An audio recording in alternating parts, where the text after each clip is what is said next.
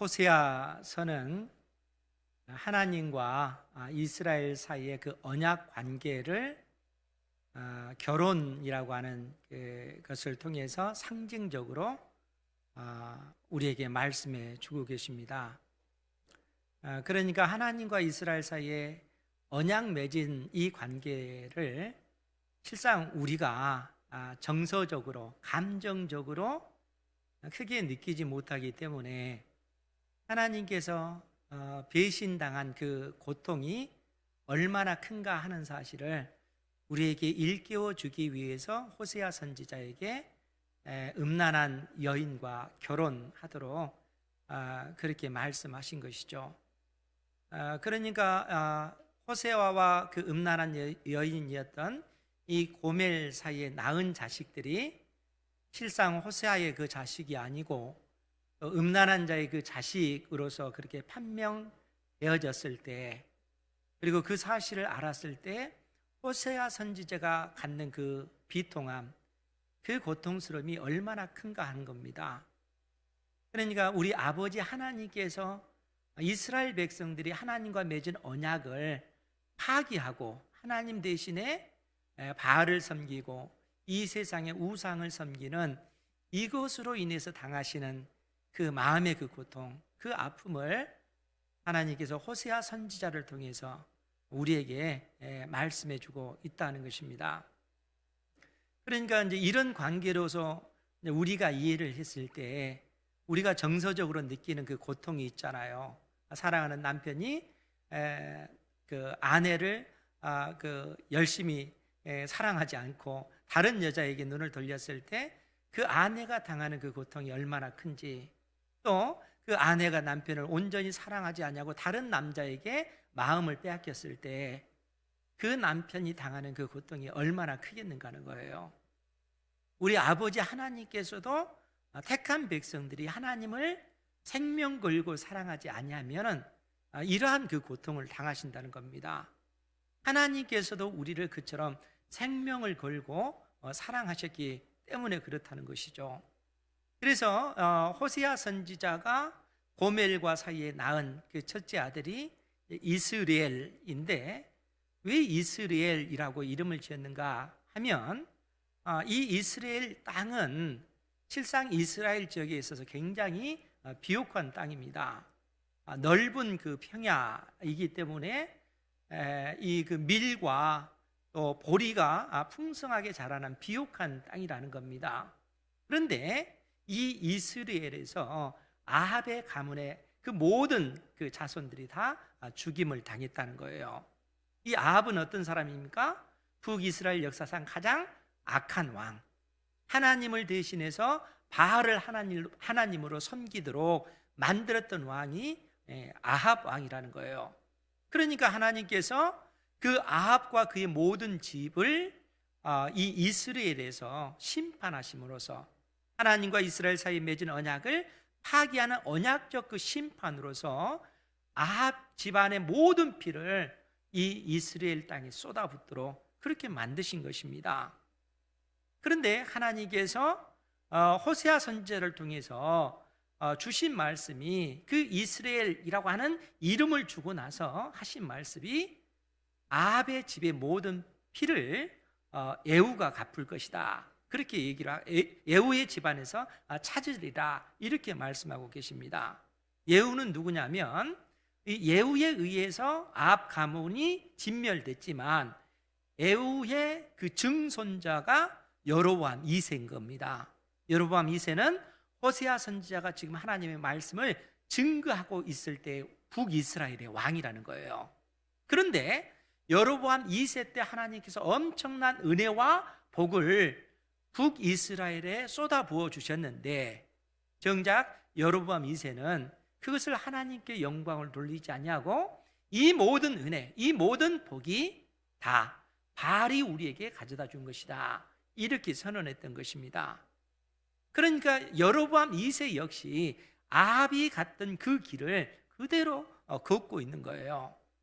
그래서 하나님께서 하나님과 이스라엘 사이에 맺은 언약을 파기한 그 이스라엘을 향해서 진노하시면서 이스라엘 이 이름을 주시면서 아합의 집에 그 피를 예후의 집에서 찾을 것이고 이스라엘 족속은 폐하리라, 멸망시키리라, 하나님께서 그렇게 말씀하고 계시는 것입니다.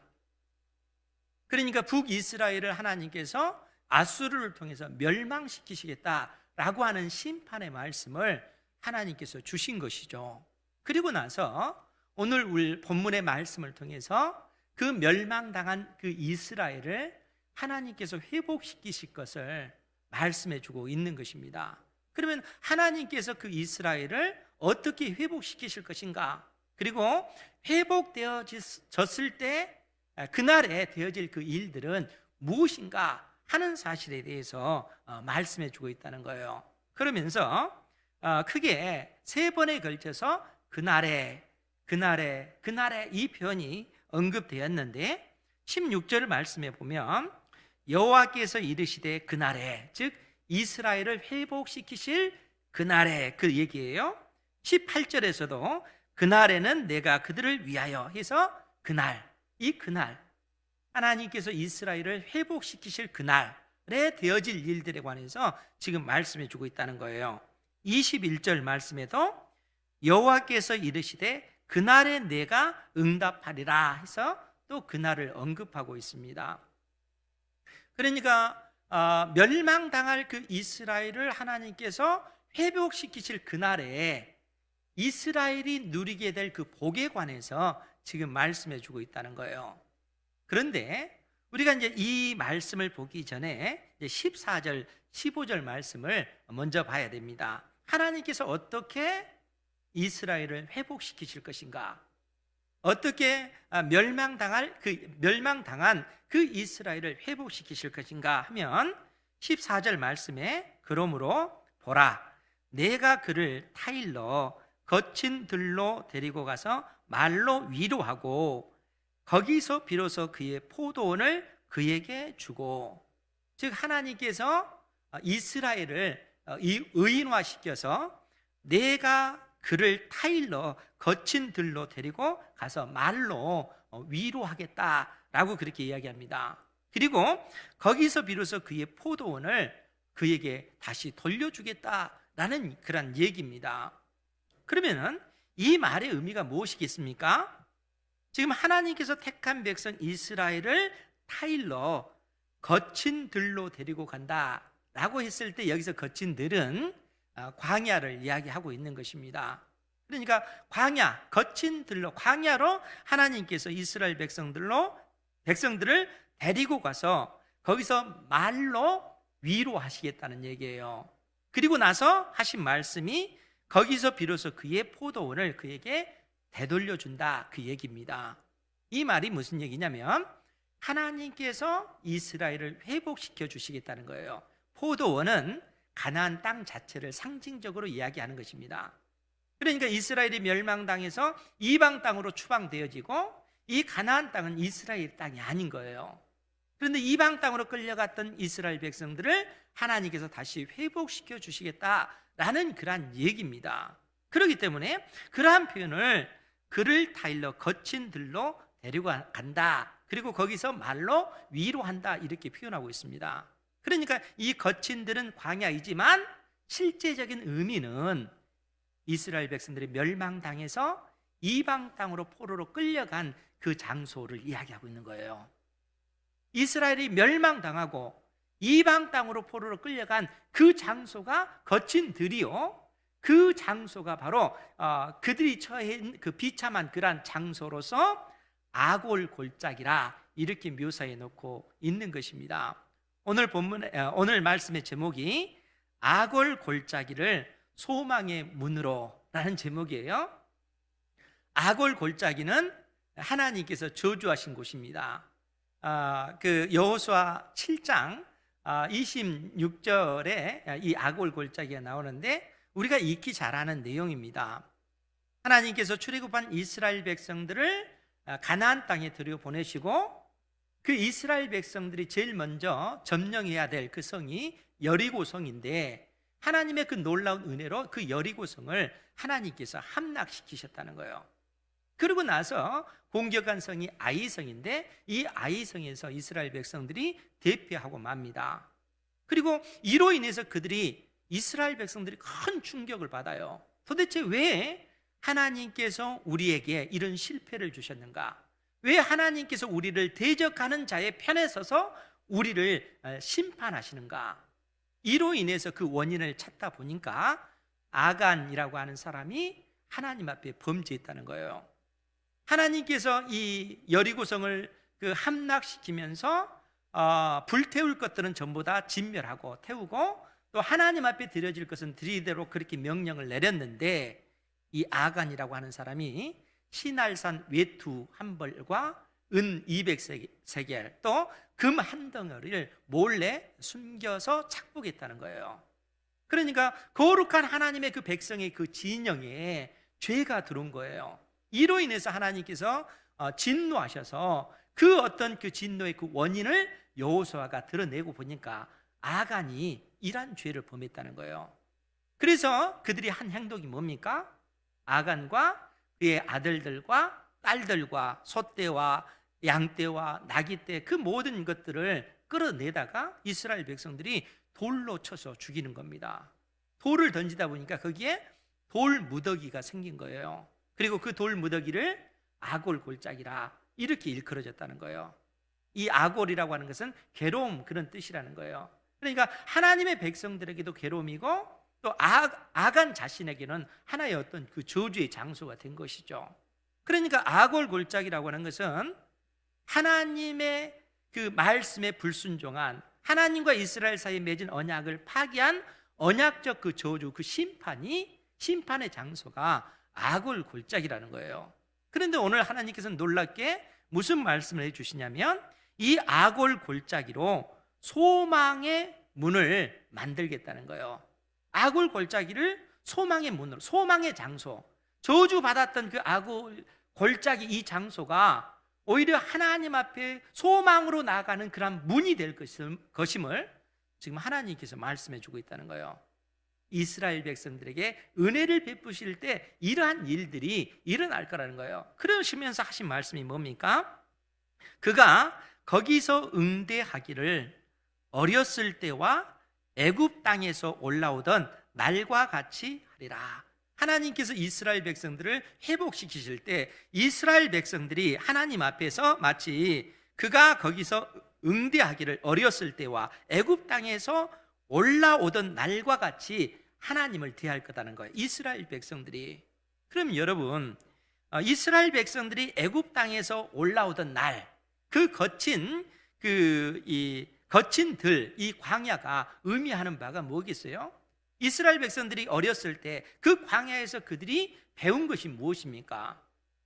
하나님께서는 이미 명확하게 이스라엘 백성들에게 말씀하셨습니다. 광야 40년 동안, 이 40년 동안 내가 광야길을 걷게 하신 것을 기억해라. 하나님께서 이스라엘 백성들에게 말씀하셨죠. 40년 동안 이 광야길을 걷게 하신 그 뜻이 어디에 있는지 너희들은 생각해 봐라. 40년 동안, 지난주에도 말씀을 드렸지만 이스라엘 백성들은 광야에서 사람이 살 수 없는 그 환경에서 하나님께서 매일 내려주시는 만나를 먹고 그들이 생명을 유지했고, 하나님께서 치신 이 반석을 통해서 나오는 그 물을 통해서 그들이 마셨다는 거예요. 하나님께서는 밤에는 불기둥으로 이스라엘 백성들을 보호해 주시고 낮에는 구름 기둥으로 그 뜨거운 그 햇빛을 차단시켜서 이스라엘 백성들을 보호해 주셨다는 거예요. 무려 40년 동안.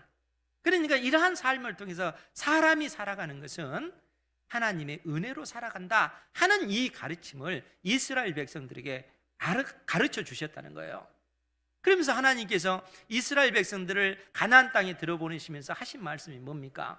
너희들이 들어간 그 땅은 그야말로 젖과 꿀이 흐르는 땅이다. 하나님께서 말씀하지 않습니까? 너희들이 그 땅에 들어가서 너희들이 친히 짓지 않는 그러한 집에 너희들이 들어가서 살 것이고, 또 너희들이 파지 않는 그러한 우물들을 마시게 될 것이고, 너희들이 가꾸지 않는 그러한 어떤 포도원이라든가 이러한 어떤 그 과원들을 너희들이 소유하게 될 것이다. 그 땅에는 수많은 포도나무, 또 감람나무, 석류나무, 또 꿀의 소산지, 이런 땅이라는 거예요. 그 땅은 철과 또 구리가 나오는 광산이 있는 그러한 어떤 땅이라는 거예요. 그리고 하나님께서 하신 말씀이 뭡니까? 이 모든 것을 하나님께서 은혜로 이스라엘 백성들에게 주셨다는 거예요. 그러니까 이스라엘 백성들은 그곳에 들어가서 열심히 수고하고 일하면 하나님께서 때를 따라 돕는 은혜에 의해서 복을 누리며 가게 될 거라는 거예요. 그 모든 것을 다 하나님이 주셨다는 거예요. 그리고 그러한 가르침을 광야 40년 동안 하나님께서 배우도록 하신 것입니다. 사랑하는 성도 여러분, 하나님께서 이처럼 우리에게 이러한 말씀을 주신 이유가 뭐겠습니까? 우리가 하나님의 그 은혜로 살아간다는 거예요. 우리가 하나님 앞에 그 은혜로 살아가는 것입니다. 여러분, 나의 힘과 나의 능력으로 내 인생을 살아가는 것이 아니라 내가 이처럼 잘 되고 형통하다면 그것이 내 능력이 때문에 그런 것이 아니라 하나님의 은혜로 우리가 살아간다는 거예요. 이스라엘 백성들에게 하나님께서 이 사실을 가르쳐 주면서 심히 염려하시죠. 하나님께서 염려하시는 겁니다. 시간이 지나가면 여호와 하나님을 잊어버릴까 봐, 하나님께서 이 모든 것을 다 주셨다는 사실을 잊어버릴까 봐 하나님께서 염려하시면서 경고하시면서, 심지어 신명기 32장 같은 경우는 모세가 노래를 지어서 이스라엘 백성들에게 가르쳐 부르게끔 합니다. 하나님의 은혜를 우리가 살아간다는 것을 그 구전으로 대대로 후손으로 알게끔 하기 위해서 노래까지 지어서 가르쳐 준다는 거예요. 그렇지만 어때요? 역사가 진행되면서 이 북이스라엘 같은 경우는 우리에게 이런 복을 주시는 것은 하나님이 아니라 바알이 우리에게 이런 은혜를 준 것이다, 이렇게 오히려 하나님과 맺은 언약을 파기하고 바알과 언약을 맺는 이런 길을 가고 말았다는 거예요. 그것이 이스라엘 백성들의 그 모습이라는 거예요. 그러니까 하나님께서 그들을 거친 들로 데려가서 그들을 말로 위로한다는 거예요. 즉 북이스라엘이 남유다가 결국에는 멸망당해서 이방 땅으로 포로 끌려가게 될 것이고, 그 땅에서 비로소 우리가 하나님 앞에 범죄했던 것 때문에 성경의 약속 그대로 다 이루어졌구나 하는 사실을 비로소 그들이 깨닫는다는 거예요. 그리고 그들이 비로소 그 아골 골짜기와 같은 그 절망의 땅에서 하나님 앞에 눈물로 통곡할 때 하나님께서는 그 기도를 들으시고 소망의 문, 소망으로 가는 그러한 문이 되도록 하나님께서 만드신다는 거예요. 이런 은혜를 우리가 입는 줄 믿으시기 바랍니다. 그러니까 오늘날도 우리가 이러한 어떤 진리를 견고히 붙잡고 믿음의 삶을 살아가야 된다는 거예요. 만일 여러분들의 인생 가운데 어떤 어렵고 여러분들이 예기치 못한 그러한 환난이 닥쳤을 때 그 문제를 가지고 무엇보다도 하나님 앞에 나와서 그 문제를 놓고 하나님 앞에 기도하십시오. 그리고 하나님께서 은혜를 베풀어 주시도록 요청하시라는 거예요. 그러니까 여러분들이 엎드려 기도하는 그 장소가, 그 고통의 그 자리가 소망으로 나아가는 그 길이 되도록 하나님께서 은혜를 베풀어 주시기 때문에 그렇다는 거예요. 하나님께서 하나님과 이스라엘 사이에 맺은 언약을 파기한 언약적 그 저주가 임했던 그 아골 골짜기를 소망으로 나아가는 그런 문으로 오히려 만들어 버리시는 거예요. 하나님의 은혜인 것이죠. 그러니까 우리가 하나님 앞에 회개하고 뉘우치면서 엎드려 기도했을 때 하나님께서는 그러한 우리의 어떤 그 외침을 외면하지 아니하시고 은혜를 베풀어 주신다는 것입니다. 기도하는 여러분들 되시기 바랍니다. 어려우면 어려울수록, 힘들면 힘들수록, 외로우면 외로울수록 더 힘써 하나님 앞에 기도하시고 하나님의 약속의 말씀을 붙잡고 하나님 앞에 은혜를 구하시면 하나님께서 여러분들 인생 가운데 이러한 놀라운 그 은혜를 베풀어 주시는 겁니다. 아골 골짜기가 소망의 문이 되도록 하나님께서 만드신다는 거예요. 하나님께서 이러한 약속을 지금 호세아 선지자를 통해서 택한 백성 이스라엘에게 주고 계시는 것입니다. 그러면서 그날에 하나님께서 이스라엘을 회복하실 그날에 어떤 일이 벌어질 것인지 16절 이하에서 뭐라고 말씀하시냐면, 여호와께서 이르시되 그날에 내가 나를 내 남편이라 일컫고 다시는 내 바알이라 일컫지 아니하리라. 그날이 되면 이스라엘 백성들이 하나님을 내 남편이라, 우리는 하나님의 아내다, 이렇게 얘기하는 거예요. 그리스도는 우리의 신랑 되시고 교회는 그리스도의 신부가 되어지는 것이죠. 남편과 아내의 그 관계가 되어지는 겁니다. 남편과 아내의 관계는 생명을 건 관계라고 했잖아요. 우리 주님께서 교회를 위해서, 신부된 교회를 위해서 생명을 바쳐서 우리를 신부 삼으셨잖아요. 우리 주님께서 생명을 걸고 피 흘려서 우리를 하나님의 그 신부, 우리 주님의 그 신부로 교회를 불러내셨다는 거예요. 그러면 교회는 어떻게 해야 되겠어요? 생명을 걸고 주님만을 사랑을 해야 돼요. 그것이 신부로서 마땅한 도리 아닙니까? 아내된 여러분들이 남편을 향해서 어떤 그 남편을 온전히 사랑하지 않냐고 다른 남자에게 마음을 빼앗기면 어떻게 되겠어요? 남편의 마음이 얼마나 고통스럽겠어요? 그렇지 않습니까? 아내 역시 마찬가지예요. 남편이 아내를 두고도 다른 여자에게 마음을 빼앗기면 아내가 당할 그 고난이 얼마나, 그 고통이 얼마나 크겠는가 하는 거예요. 그것이 하나님과 이스라엘 사이에 맺은 언약 관계라는 거예요.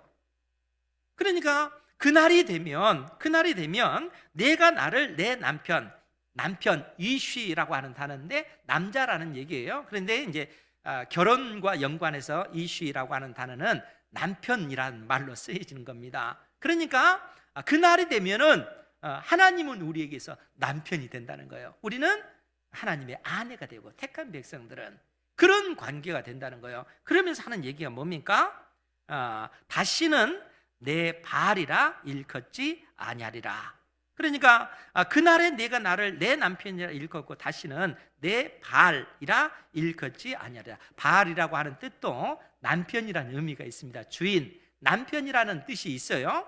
그러니까 남편을 볼 때 내 바알 이렇게 표현할 수 있어요. 그런데 중요한 것은 뭐냐면은 하나님과 언약을 파기하고 그들이 섬겼던 신의 이름이 바알이라는 거예요. 바알. 그러니까 하나님께서는 그날이 되면은 어떤 일이 벌어지냐면 더 이상 남편을 내 이쉬라고 이렇게 부르지 바알이라 이렇게 부르지 않는다는 거예요. 그러면서 하신 얘기가 17절에 내가 바알들의 이름을 그의 입에서 제거하여 다시는 그의 이름을 기억하여 부르는 일이 없게 하리라. 무슨 얘기입니까? 하나님께서는 질투하시는 하나님이에요. 그러니까 더 이상 바알이라고 하는 이름 자체도 그날에는 아예 없애버리겠다 그 얘기예요. 그만큼 하나님께서는 우리를 생명 걸고 사랑하시기 때문에 그렇다는 거예요. 우리 하나님이 그처럼 우리를 향해서 우리가 다른 이 세상의 어떠한 것에 마음을 뺏기면 하나님은 질투하시는 하나님이시라는 거예요. 그러니까 오직 하시면 바알이라고 하는 이름 자체도 그날에는 아예 없애버리겠다. 그리고 남편을 부를 때는 바알이라고 하는 단어가 아니라 이쉬, 이 단어만 쓰도록 하겠다. 하나님께서 이렇게 말씀하시는 거예요. 그날이 되면, 즉 이스라엘 백성들이 그처럼 빠졌던 그 우상 숭배로부터 완전히 단절될 것을 하나님께서는 그렇게 만드실 것을 이처럼 약속해 주고 계시다는 거예요.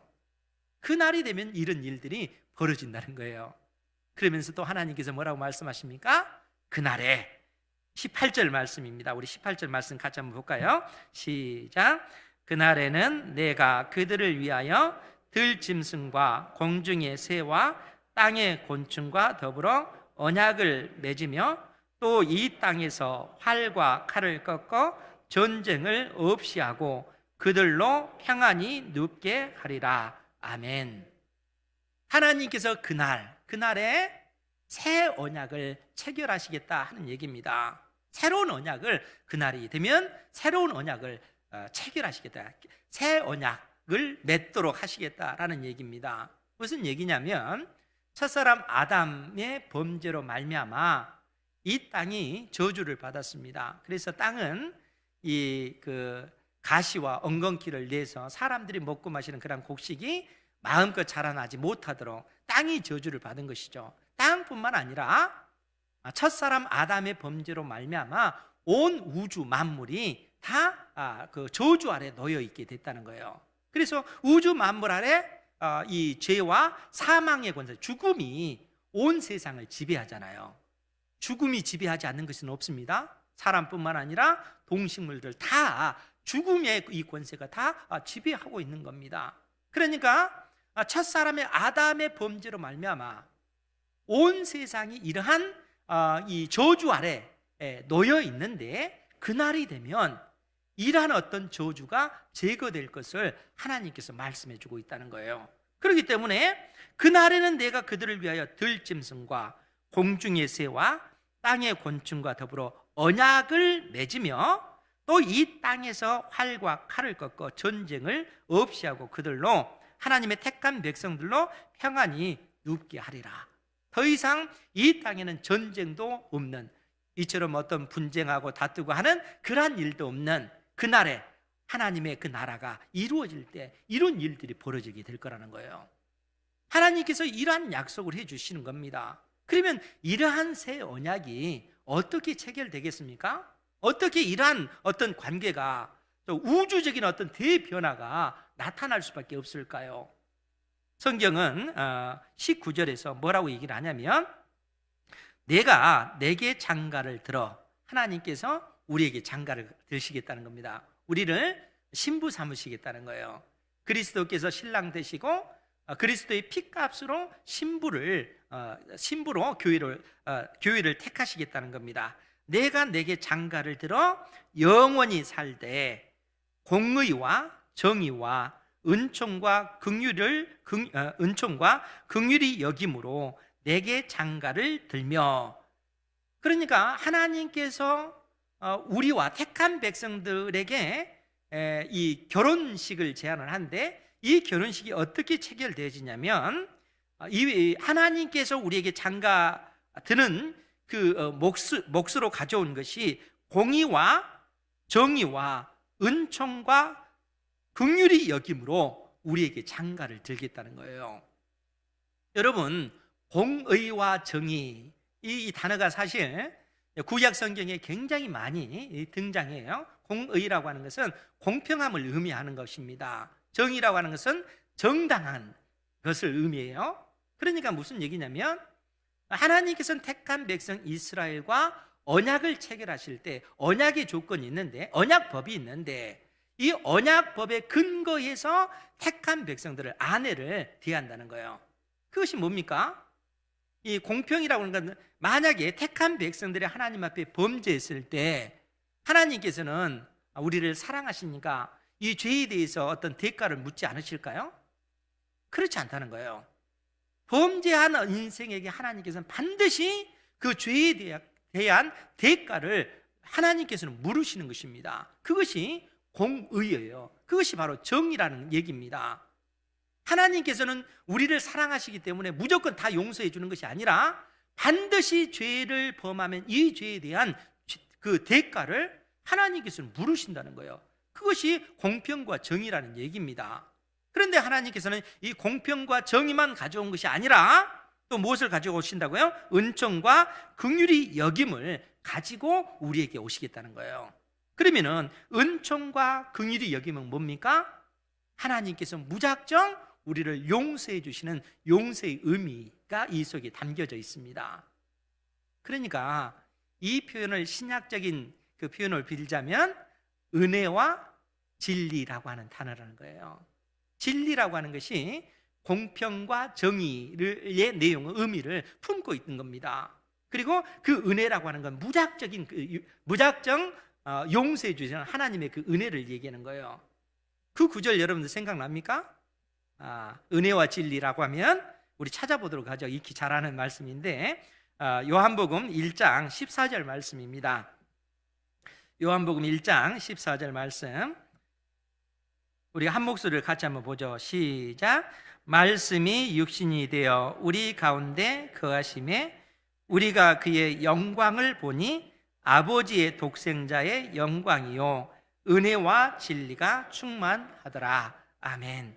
말씀이 육신이 되어 우리 가운데 거하심에, 우리 주님께서 우리와 똑같은 육체를 입고 오시는 그 모습을 지금 보여주고 계시는 것이죠. 하나님이신, 하나님의 아들 되신 예수님께서 우리와 똑같은 육체를 입고 이 땅에 오신 거예요.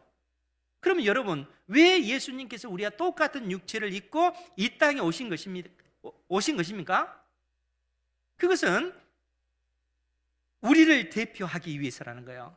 택한 백성들을 대신하시기 위해서, 첫사람 아담이 하나님 앞에 범죄한 것을 해결하기 위해서 둘째 아담으로서 이 땅에 우리 주님께서 성육신하신 것입니다. 그렇기 때문에 육신하신 그 모습을 우리가 그의 영광을 보니 아버지의 독생자의 영광이요 은혜와 진리가 충만하더라.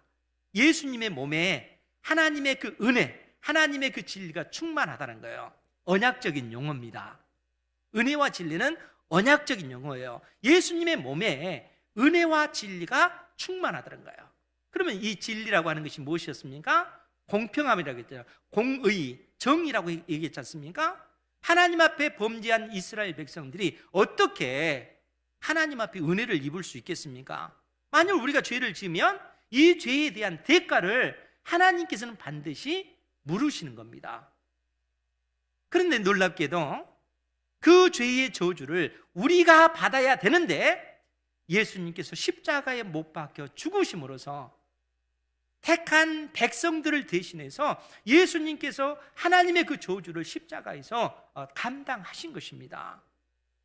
예수님께서 우리를 대신해서 십자가에 못 박혀 죽으신 거예요. 그것이 공의요 정의라는 거예요. 하나님께서는 그냥 용서해 주는 것이 아니라 죄에 대한 반드시 그 저주, 언약적 심판을 하나님께서는 하신다는 거예요. 그러니까 그 십자가를 통해서 예수님께서 못 박혀 죽었음과 동시에 그 진리를 믿는 자들, 예수님께서 나의 죄 때문에 십자가에 못 박혀 죽으신 하나님의 아들이라는 사실을 믿고 예수님의 이름에 힘입어 담대히 아버지 앞에 나아가는 자녀들에게는 하나님께서는 죄 사함의 용서를 해 주시는 것입니다. 그것이 은혜라는 거예요. 그러니까 십자가라고 하는 것은 하나님의 언약적 그 심판과 하나님의 무한한 그 은혜가 있는 것이 바로 그 십자가라는 거예요. 아골 골짜기의 의미가 그 내용입니다. 그러니까 하나님께서 호세아 선지자를 통해서 아골 골짜기를 소망의 문으로 만들어주겠다. 아골 골짜기, 하나님의 언약적 심판이 머물렀던 그 장소가 이제는 하나님의 은혜가 임하는 그 장소로 하나님께서 만들어 버리시겠다는 거예요. 그 일이 무엇을 통해서 이루어진 겁니까? 우리 주님의 십자가 사건을 통해서 우리 주님께서 택한 백성들의 모든 죄 때문에 저주받으셔서 십자가에 죽으셨기 때문에 그 은혜에 힘입어서 우리가 소망의 그 통로를 통해서 영원한 하나님의 나라 들어갈 수 있을 뿐만 아니라 그 나라를 상속받는 자로 살아갈 수가 있는 것이죠. 하나님께서 이스라엘을 회복하신다라는 의미는 바로 그 의미라는 거예요. 그날에 이러한 일들이 이루어질 것을 하나님께서 말씀해 주고 있는 것입니다. 그렇기 때문에 오늘 본문의 말씀으로 다시 돌아가서 20절 말씀을 보면 진실함으로 내게 장가 들리니 내가 여호와를 알리라. 여기서 진실함이라고 하는 것은 언약적 용어예요. 성실을 이야기하는 거예요. 성실, 신실함입니다. 하나님께서 이 일을 이루시기 위해서 끝까지 이 일을 행해 나가시겠다는 거예요. 어떠한 일이 있더라도 하나님께서 생명 걸고 우리에게 언약하셨기 때문에 이 일을 이루시기 위해서 하나님께서는 심지어 독생자를 이 땅에 성육신 하게끔 하셔서 십자가에 못 박혀 죽게끔 하셔서 이러한 일들을 통해서 결국에는 하나님께서 우리의 남편 되고 우리 주님께서 흘리신 그 피로 몸된 교회가 신부되는 이런 관계가 되도록 하나님께서 만드셨다는 거예요. 그렇기 때문에 진실함으로 내게 장가 들리니 내가 여호와를 알리라. 그때는 여호와를 알게 되리라. 여러분 놀랍지 않습니까? 이미 우리는 하나님께서 약속해 주신 이 내용을 오늘 말씀을 통해서 알게 되어지지 않습니까? 하나님께서 우리를 위해서 행하신 그 일들이 얼마나 크고 놀라운 일인지, 그분이 바로 우리 아버지 하나님 되신다는 거예요. 남편 되신 하나님 되신다는 거예요. 하나님께서 택한 백성들과 언약을 체결하시고 나는 너의 남편이다, 너는 내 아내다, 이러한 사실을 결국에는 이처럼 알려주고 계시는 것입니다. 하나님께서, 성부 하나님께서 성자 예수님을 통해서, 성령 하나님을 통해서 이 모든 일들을 성삼위 하나님께서 이 일들을 이루어가고 계시다는 거예요. 지금 우리가 그 은혜를 맛보고 있지 않습니까? 하나님께서 우리에게 그러한 복을 내려주시고 계시다는 거예요. 그렇기 때문에 21절 이하의 말씀을 또 볼까요? 여호와께서 이르시되 그날에 내가 응답하리라. 그날에 하나님께서 이제는 응답하시겠다는 거예요. 어디에 응답합니까? 나는 하늘에 응답하고 하늘은 땅에 응답하고 땅은 곡식과 포도주와 기름에 응답하고 또 이것들은 이스라엘에 응답하리라. 하나님께서 어떻게 응답하셨어요? 하나님께서 하늘에 응답하십니다. 비를 내려라 라고 하나님께서 응답하시니까 하늘이 비를 내리는 겁니다. 하늘이 땅에 응답을 하는 것이죠. 땅이 그 비를 받고 온 농작물이 풍성하게 된 모든 곡식들, 이 곡식들이 그야말로 풍성해지지 않습니까? 그래서 땅은 곡식과 포도주와 기름에 응답하고, 이 기름이라고 하는 올리브유, 감람나무를 얘기해요. 그러니까 그 이스라엘 땅에 풍성한 어떤 그 열매가 맺혀지는 풍년이 드는 땅이 이처럼 응답합니다. 또 이 곡식들, 이것들은 이스라엘에 응답하리라. 여러분, 이스라엘이 어떤 곳이라고요? 하나님의 언약적 저주가 임한 땅이라는 거예요. 하나님의 심판이 임한 그 땅이 이제는 하나님의 은혜를 입는 땅이 되어버린 거예요. 아골 골짜기가 소망의 그 문이 되어버린 겁니다. 하나님께서 그렇게 만드셔요. 여러분, 이스라엘이 두 가지 의미를 가지고 있어요. 하나는 흩으신다, 부정적인 의미로서 흩으신다라는 그런 의미이고, 또 하나의 의미는 심는다라는 의미예요. 심는다. 그러니까 이스라엘이라고 하는 것이 동시에 하나님의 언약적 저주와 하나님의 그 은혜를 담고 있는 그 이름이라는 거예요. 그러니까 하나님께서 응답하시는 것이 결국에는 하나님으로부터 저주받았던 이스라엘이 하나님 앞에 은혜를 입는, 응답하는 그 땅이 되고 말았다는 거예요. 그러니까 하나님께서 호세아 선지자를 통해서 이 말씀을 주실 때 결국 이 이스라엘이 아골 골짜기가 근본적으로 상징하는 것이 무엇인지 우리는 생각을 해야 돼요. 아골 골짜기, 하나님의 언약적 저주가 있던 그 아골 골짜기를 하나님께서는 소망의 그 문이 되도록 만드셨습니다. 이스라엘, 저주받았던 그 이스라엘이 하나님 앞에 복을 누리는 그런 땅으로 하나님께서 만드신 것입니다. 언약적 저주가 임한 그곳에 하나님의 은혜가 물붓듯 부어진다는 거예요. 그렇기 때문에 하나님께서 호세아 선지자를 통해서 이 말씀을 주시고 나서 23절에 내가 나를 위하여 그를 이 땅에 심고 긍휼히 여김을 받지 못하던 자를 긍휼히 여기며 내 백성 아니었던 자에게 향하여 이르기를 너는 내 백성이라 하리니 그들은 이르기를 주는 내 하나님이시라 하리라 하시니라. 그러니까 하나님께서 출애굽기 19장에 모세를 통해서 주셨던 말씀, 나는 너희의 하나님 되고 너희는 내 백성이다 하는 이 선언을 새 언약을 통해서 새롭게 해주시는 거예요.